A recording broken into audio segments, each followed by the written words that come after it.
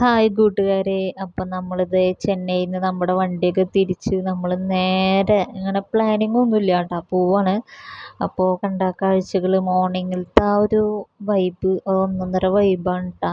ഈ കാലത്ത് തന്നെയുള്ളൊരു ഇത് നല്ല തണവുണ്ടായിരുന്നു. ഓവർ കോട്ടൊന്നും ഉണ്ടായിരുന്നില്ല, സാധാ ഒരു ബനിയൻ ഉണ്ടായിരുന്നുള്ളൂ ഹുൾക്കയുടെ. അപ്പോൾ എനിക്ക് പകുതി എത്തിയപ്പോൾ വാഷ്റൂമിൽ പോകാൻ തോന്നി. ഇതാണ് നമ്മുടെ തമിഴ്നാട്ടിലെ വാഷ്റൂം. വൃത്തികേടും സ്മെല്ലൊന്നും ഇല്ല കേട്ടോ, അതുകൊണ്ടാണ് ഞാൻ വീഡിയോ പിടിച്ച് കാണിച്ചു തരുന്നത്. പിന്നെ പോണ വഴിക്ക് കണ്ട് പാലത്തുമ്മ കൂടെ പോയിക്കൊണ്ടിരിക്കുമ്പോൾ കണ്ടൊരു കാഴ്ച, ഞാൻ വിചാരിച്ചു പുലർച്ചെ ആയതുകൊണ്ട് മഞ്ഞ് വീഴ്ചയാണ്. അമ്മാതിരി ശരിക്കും മഞ്ഞ് കട്ടയെന്ന് ചോദിക്കും. അപ്പം ഞാൻ ചോദിച്ചു, ദൈവമേ ഇതുമാതിരി അത്ഭുതമാണല്ലോ. ഒന്നും നോക്കിയില്ല, പാലത്തുമ്മ കൂടെ അങ്ങോട്ട് നേരെ സ്ട്രെയിറ്റ് വിട്ട് ചെറിയ ചെറിയ വഴി കൂടെയൊക്കെ അങ്ങോട്ട് കിടന്ന് ഒരു പറമ്പിലായിരുന്നു. അപ്പോൾ ആ പറമ്പിലേക്ക് ചാടി കിടന്ന് നോക്കിയപ്പോണ്ട് ഇത് മനസ്സിലായത് മഞ്ഞുകട്ടയല്ല, ഏതോ ഒരു ഫാക്ടറിയിൽ നിന്ന് സ്മെല്ലൊക്കെ വരുന്നുണ്ടായിരുന്നു കേട്ടോ. എന്തോ ഒലിച്ചു വരണ പതയും കാര്യങ്ങളും ഇങ്ങനെ ഒലിച്ചു കൊണ്ടിരിക്കുക. അമ്മാതിരി വേസ്റ്റാണ് ഇത് വരുന്നത് കണ്ട വെള്ളത്തിൽ കൂടെ. ഭയങ്കര സ്മെല്ലെന്ന് പറഞ്ഞാൽ അമ്മാതിരി സ്മെല്ല്. എനിക്ക് കുറച്ച് നേരം വൊമിറ്റിംഗ് ഒക്കെ വന്നു. എന്നാലും കാണുമ്പോൾ നമ്മൾ വിചാരിക്കും മഞ്ഞ് കട്ടയാണ്, നല്ല ഭംഗിയുണ്ട് കാണാൻ. പക്ഷെ അടുത്ത് വന്നപ്പോഴാണ്. അങ്ങനെ അവിടെ നിന്ന് ഇറങ്ങിയതേ ചെറിയൊരു ക്ഷേത്രം കണ്ടുട്ടാ.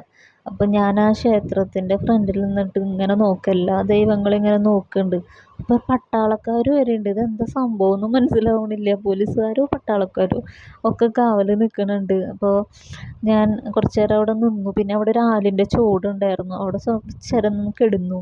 കിടന്നൽ കഴിഞ്ഞിട്ട് ഞാൻ ഇത് ചുറ്റിലും നോക്കി. പിന്നെ ആ കുതിര ഉണ്ടല്ലോ, ആ കുതിരേൻ്റെ മുകളിലൊക്കെ ഞാൻ കുറച്ച് നേരം കയറി നിന്നു. അപ്പോൾ അതിൻ്റെ ഉള്ളിൽ ഓരോരോ കായകളൊക്കെ വീഴുന്നുണ്ടായിരുന്നു ആ മരത്തിൻ്റെ മുകളിൽ നിന്ന്. അപ്പം എനിക്കെന്തോ ഒരു ഡൗട്ട്. പിന്നെ ഫുൾ എന്തോ പാമ്പും കാര്യങ്ങളൊക്കെ ഉള്ളൊരു സിറ്റുവേഷനാണ് തോന്നിയത്.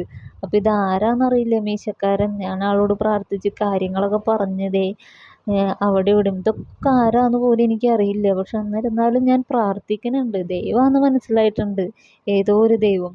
അങ്ങനെ അവിടെ നിന്ന് ദേ പതിയെ ഞാൻ കുറിയും ഭസ്മൊക്കെ വരച്ച് കുങ്കുമൊക്കെ തേച്ച് ഇതൊക്കെ ഒന്ന് ആട്ടിയൊക്കെ നോക്കി.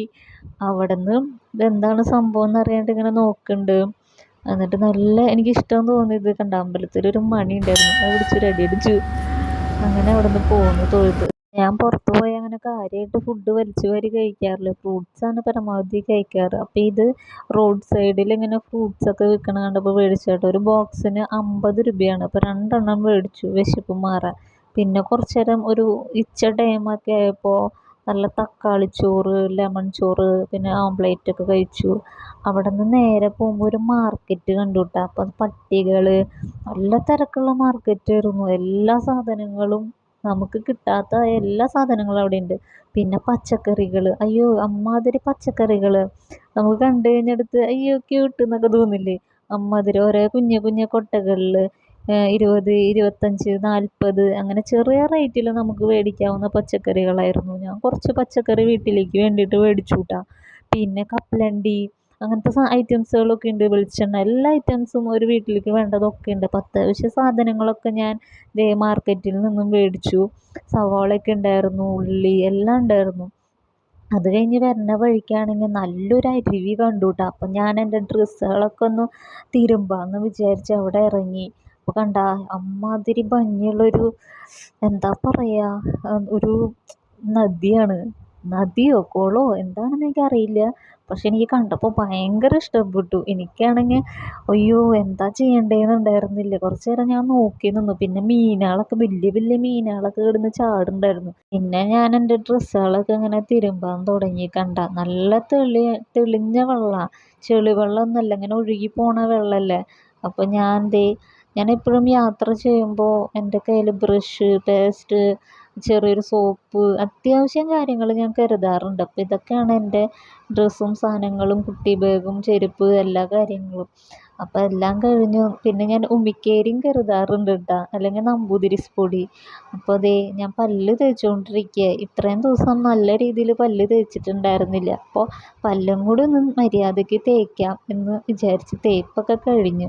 ഇതാണ് കേട്ടോ, കണ്ടു കഴിഞ്ഞാൽ നിങ്ങൾക്കും തോന്നുള്ളൂ ഇന്ന് ഇറങ്ങി കുളിക്കാനും അല്ലെങ്കിൽ കുറച്ച് നേരം അവിടെ നിന്ന് സ്പെൻഡ് ചെയ്യാനൊക്കെ അത്രയും ഭംഗിയായിരുന്നു. പിന്നെ നല്ല വഴുക്കലുണ്ട്. പിന്നെ നമുക്കറിയില്ല, നമ്മൾ പോണ സമയത്ത് കണ്ടൊരു ഭംഗിയുള്ളൊരു സ്ഥലമാണ്. അവിടെ എന്താ എങ്ങനെയാണെന്നൊന്നും അറിയില്ല. അവിടെയുള്ള ചേട്ടന്മാർ കുഴപ്പമൊന്നുമില്ല എന്നാണ് പറഞ്ഞത്. പക്ഷെ നമ്മളധികം ആഴത്തിലേക്കൊന്നും ഇറങ്ങാൻ നോക്കിയില്ല. പിന്നെ ചെറുതായിട്ട് ഞാൻ ഡാൻസൊക്കെ കളിച്ചു. എനിക്കിഷ്ടം കൊണ്ട് വെള്ളത്തിലൊക്കെ കുറച്ച് നേരം ഇങ്ങനെ എന്താ പറയുക, അമ്മാതിരി സന്തോഷമായിരുന്നു. പെട്ടെന്നുള്ളൊരു കാഴ്ചയായിരുന്നു ഇത്. ഡാൻസൊക്കെ കളിച്ചു കുറച്ച് നേരം. ഇതാണ്. അപ്പോൾ ഇടയ്ക്ക് ഇങ്ങനെ വലിയ മീനുകൾ വരെ ചാടുന്നുണ്ടായിരുന്നു. അപ്പോൾ ഞാൻ തോർത്തും മുണ്ടൊക്കെ ഉപയോഗിച്ച് പിടിക്കാനൊക്കെ നോക്കി. പിന്നെ പഴനിയിൽ തന്നെ ഊരുമണ്ഡപം എന്നൊരു ക്ഷേത്രം ഉണ്ടായിരുന്നു. ഞാൻ കേട്ടിട്ടുള്ളൊരു ഐതിഹ്യത്തിൽ മുരുകൻ ആദ്യമായി വന്നിരുന്നൊരു ക്ഷേത്രമാണ് ഊരുമണ്ഡപം. അപ്പോൾ ഞാൻ ചെറുപ്പത്തിലൊക്കെ പോകുമ്പോൾ ഇവിടെയാണ് താമസിക്കാറ്. ഇത് പട്ടന്മാരുടെ വീടായിരുന്നു.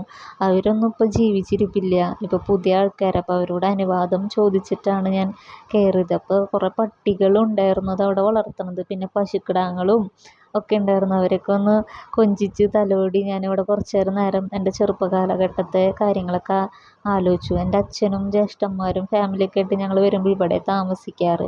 അപ്പോൾ അവരൊക്കെ ഈ വെള്ളത്തിൽ ഇറങ്ങി ചാടി ആ ഗോപുരം കണ്ട് അവിടെ ചെല്ലും. അവിടെ ചെന്ന് നീന്തി കയറി അവിടെ നിന്ന് എടുത്ത് ചാടും. അങ്ങനെയൊക്കെ ആയിരുന്നു. അപ്പോൾ ഒരു നല്ലൊരു ഓർമ്മകളും ഉണ്ടായിരുന്നു. വീട്ടിൽ ഒരുപാട് നല്ല ഓർമ്മകളൊക്കെ ഉണ്ടായിരുന്നു. അപ്പോൾ എല്ലാവരും വരികയാണെങ്കിൽ ഇവിടേക്ക് ഒന്ന് പോയി കാണണം. മനോഹരമാർന്ന കാഴ്ചയാണ്.